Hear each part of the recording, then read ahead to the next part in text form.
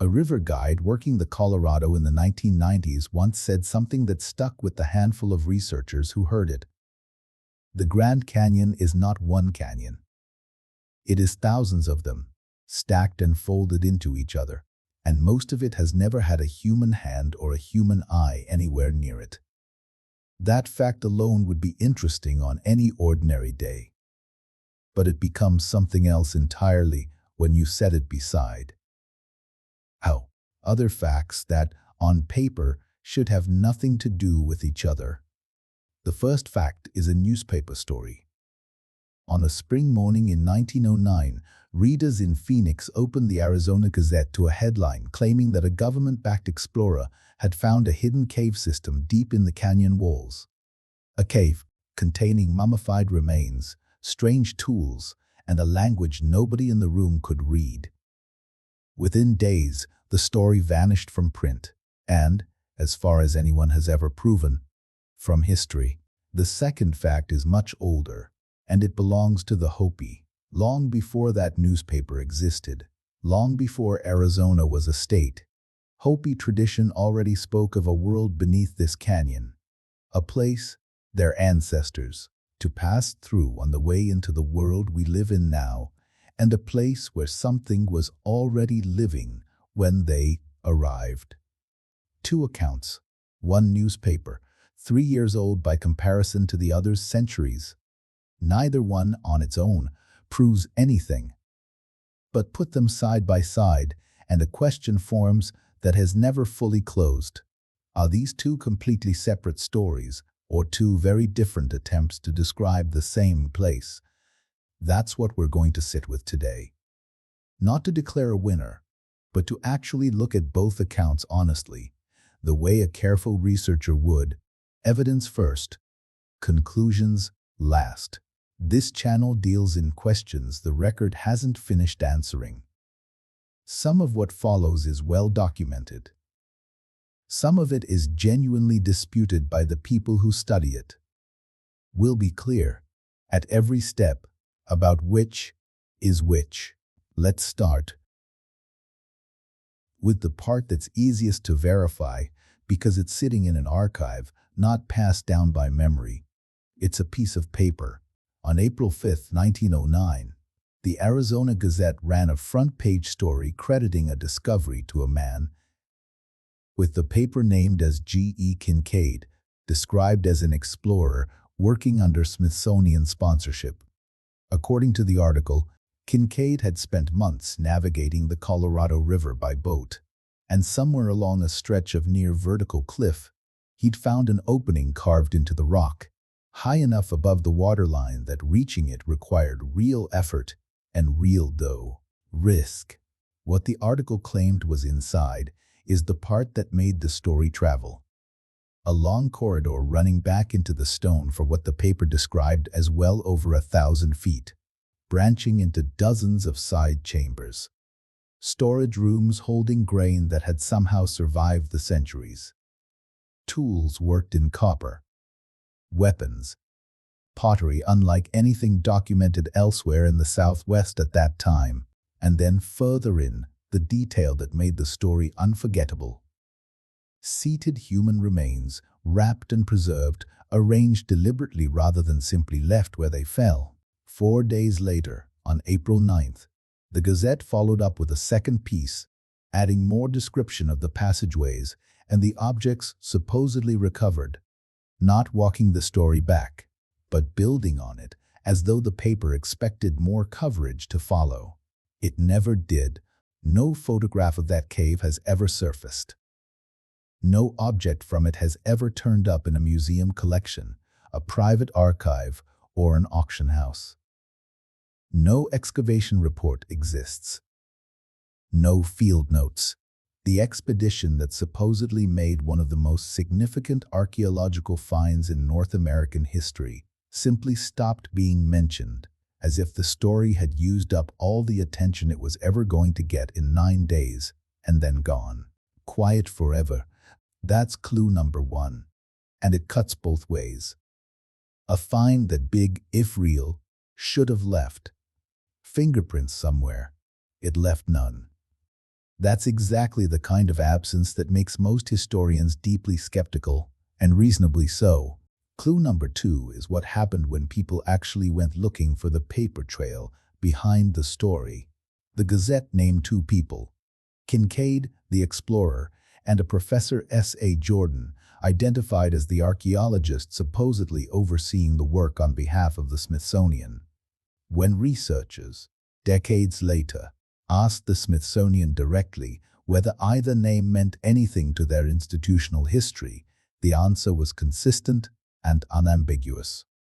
No record of an employee by either name connected to any expedition, matching the description, and no artifacts in their holdings that resemble what the paper described.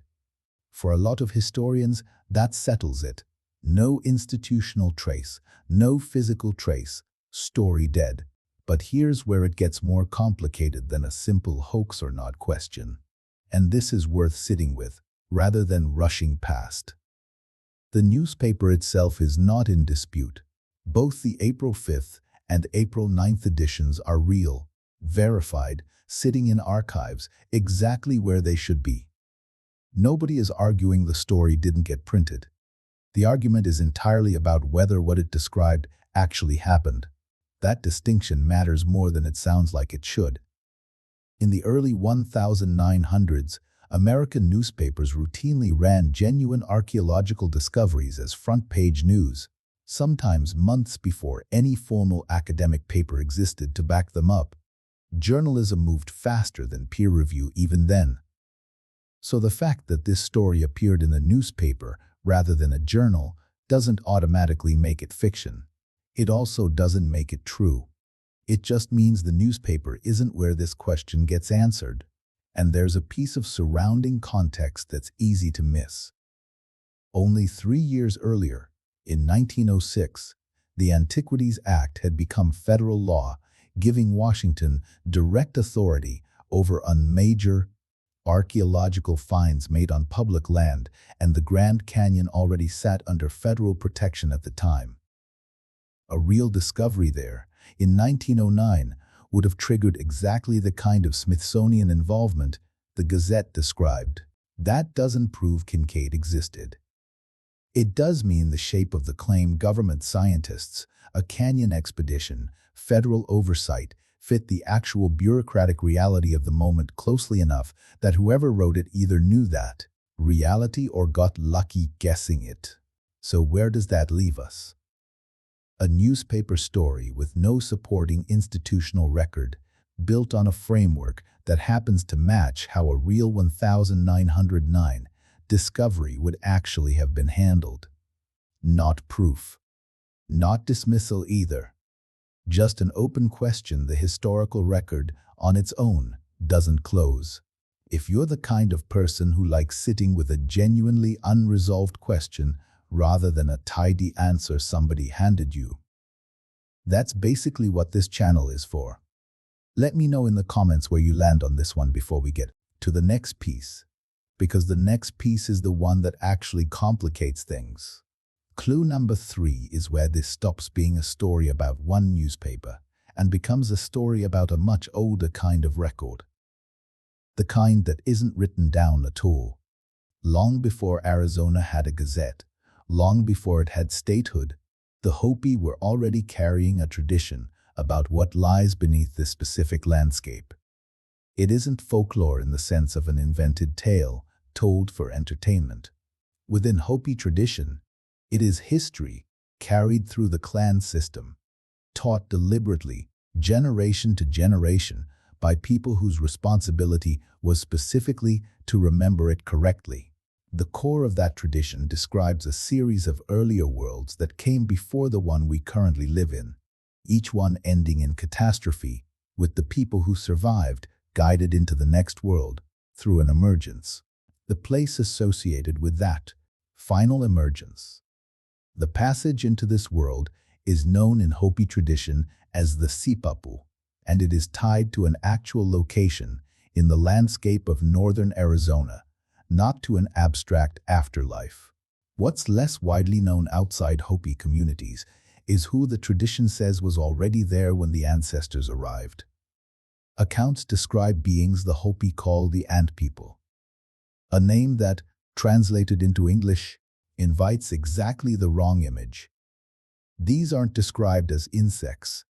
Across different tellings, they're remembered as intelligent beings who lived inside chambers beneath the surface, who understood the underground world in a way the surface-dwelling ancestors did not, and who sheltered those ancestors during the catastrophes that ended earlier worlds. Descriptions vary from one telling to the next. Some accounts describe unusual height. Others describe a covering of hair. But the details that repeat most consistently are the ones that matter. Here, they lived below ground, and the location was beneath this canyon, specifically. It's important to be precise about what kind of claim this is, because collapsing it into evidence for a hidden cave would misrepresent it. This is sacred tradition, a living part of Hopi religious and cultural identity, studied respectfully by anthropologists as cosmology, not treated by the Hopi themselves as a treasure map. Nothing here is an argument that Hopi elders were describing Kincaid's cave specifically, and it would be a disservice to the tradition to flatten it into that. But it's also fair, as a matter of historical curiosity, to notice what's sitting next to what. One account, a newspaper story from 1909, describes hidden chambers cut into the canyon, storage rooms, remains, and unfamiliar objects.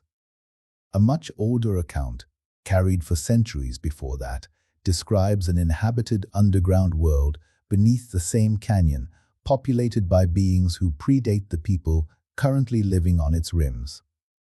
Neither confirms the other.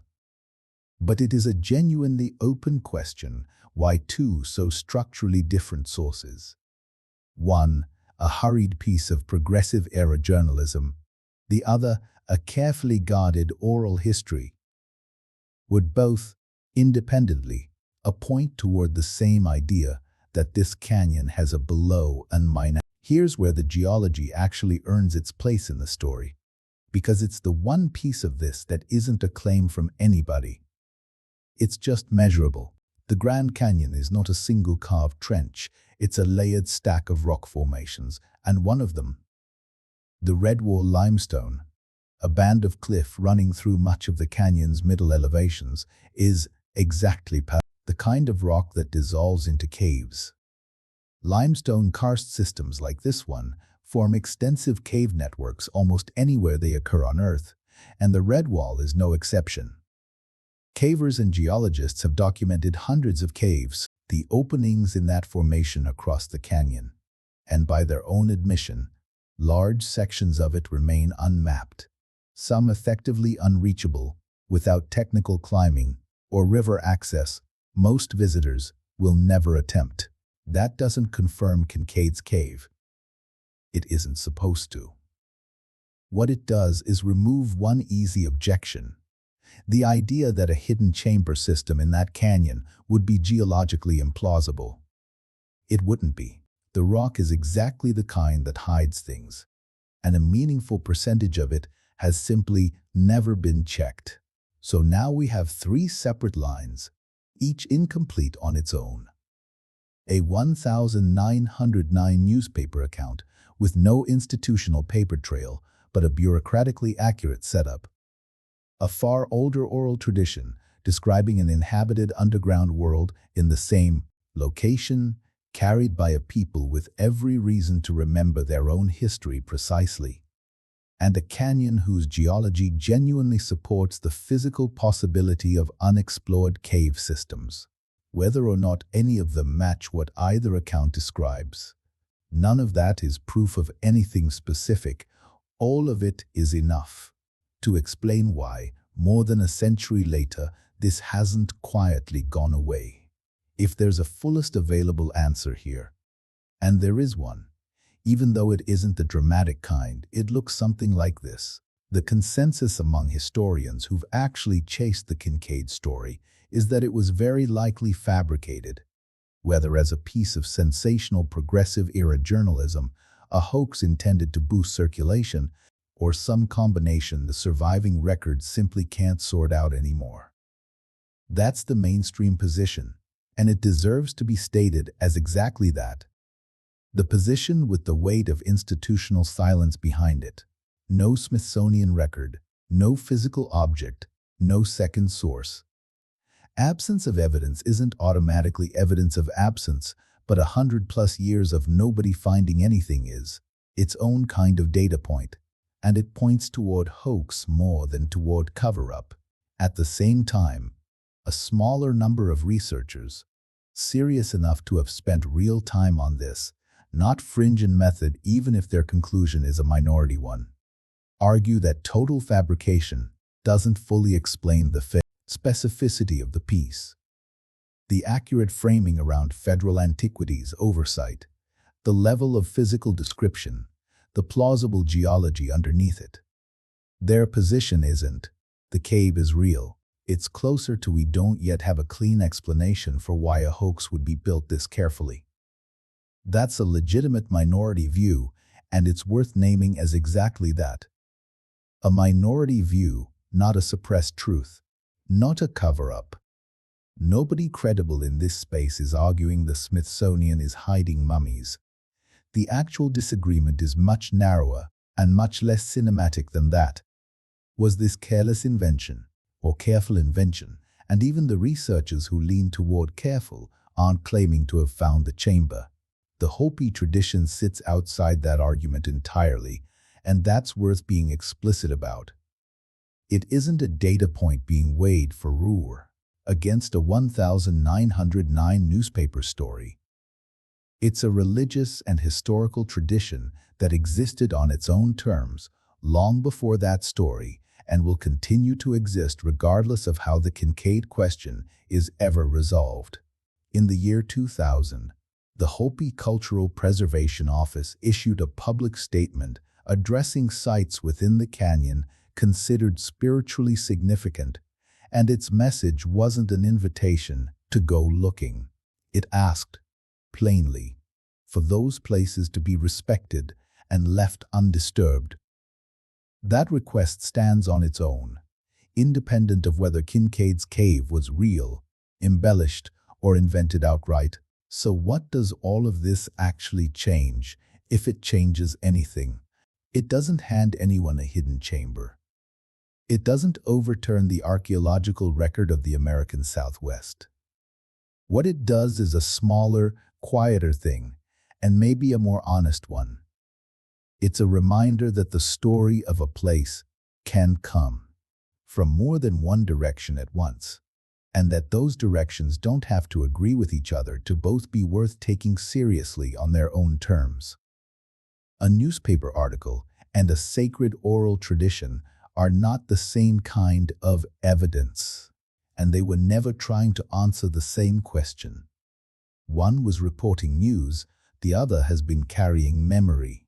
More than a century after that April morning in 1909, nobody has photographed Kincaid's chambers, and nobody has disproven that some version of an unexplored cave system exists somewhere in that limestone.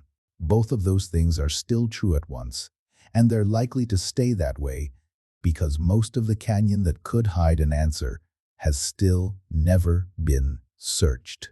What is certain is older and steadier than either the hoax or the mystery built around it. A tradition that has outlasted the newspaper that tried, however briefly, to borrow its shape. A memory of an underground world, carried by people who never needed a Gazette headline to know it was there.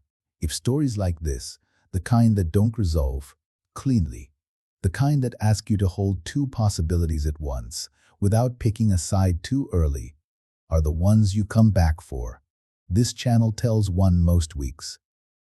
And if you've got a theory about which of these three threads is doing the most, I work here. I'd genuinely like to read it in the comments before the next one goes up.